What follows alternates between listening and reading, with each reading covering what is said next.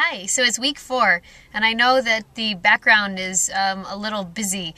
I'm in my vehicle, but I wanted to make sure that I got a video out. I will probably do more later when I'm not in a parking lot. So just wanted to say that it's almost over, and Sunday is the last day of the No Eating Meat. However, there are a lot of things that I would like to discuss with you and a little bit later, so hopefully I can get somewhere less busy.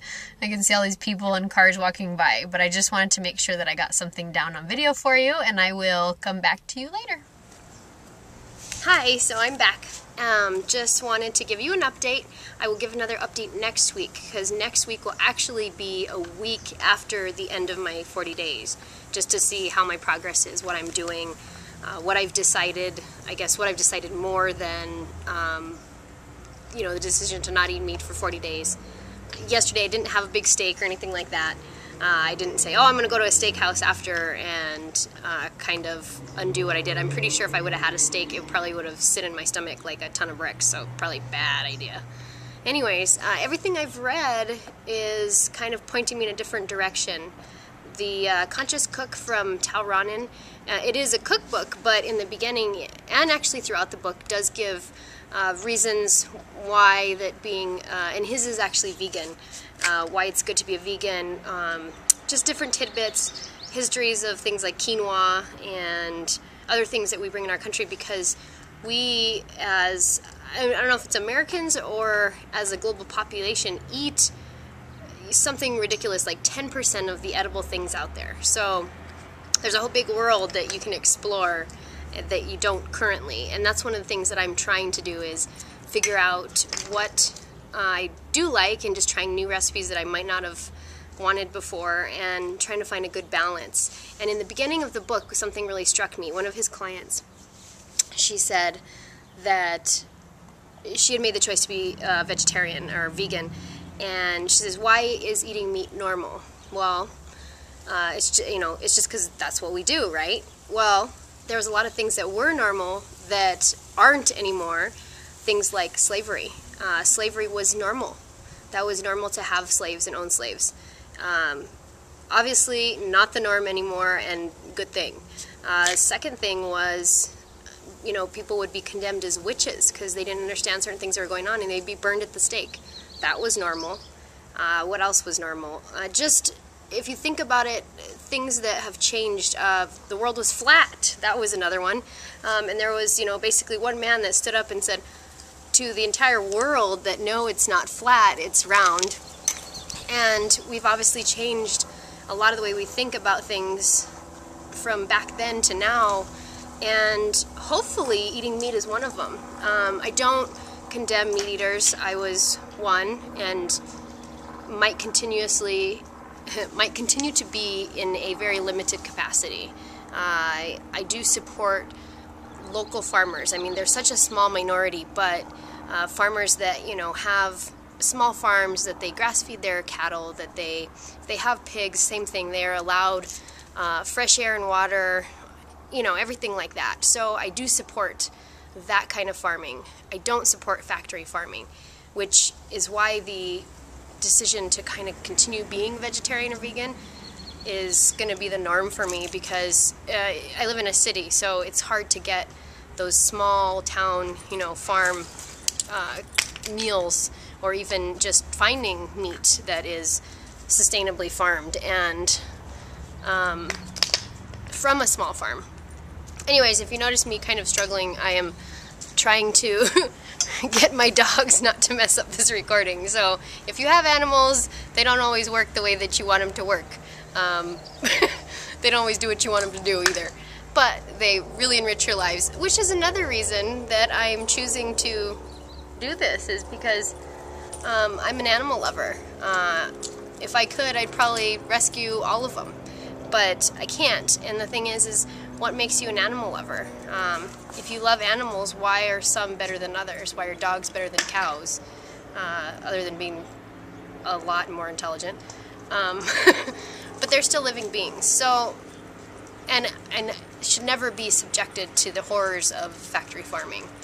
If I'm not one that can particularly watch those kind of videos. If you are, go educate yourself. Put factory farming videos into Google or into YouTube and see what's out there. I personally can't. But I can read about it, and I do know the bad things that are out there that I will not support anymore. And I hope that by me doing this, that I might inspire a few more people to kind of adopt this lifestyle, or at least try it.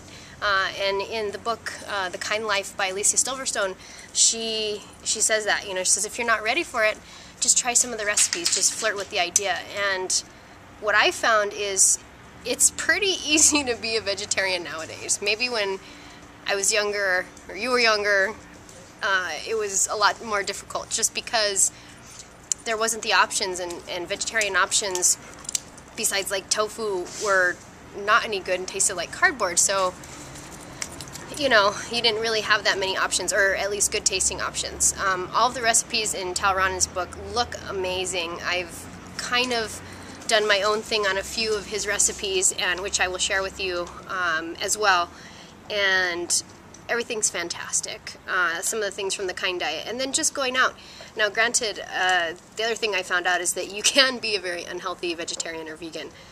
Just because that you're eating that kind of lifestyle doesn't mean that you're eating the right things. So, eat your greens. Lots of them. Salad will be your best friend. It'll make you feel good. It'll clean you out. I'm not going to elaborate on that. But it will make you feel better. So, just know that there's a million options out there, and there's a website I'd like to point y'all to. It's called Meatless Monday. I believe it's meatlessmonday.com, possibly .org. But if you search for Meatless Monday, you'll find this website, and it gives you recipes for breakfast, lunch, snacks, dinners, very satisfying, very good meals. And then other users will rate it so that you can read their comments and realize that these are people, what they're trying to do on Meatless Monday is they're trying to get the general American person to eat meatless one day a week, so on Monday. And that would just make overwhelming progress. And I know a lot of people are doing it. And it does teach you how to do that. And it, like I said, is that if you're not really ready to go the full-blown route or do a challenge like I did, don't. Just flirt with the idea. Try some new things. Try some vegetarian dishes. I think you'd be surprised. I was.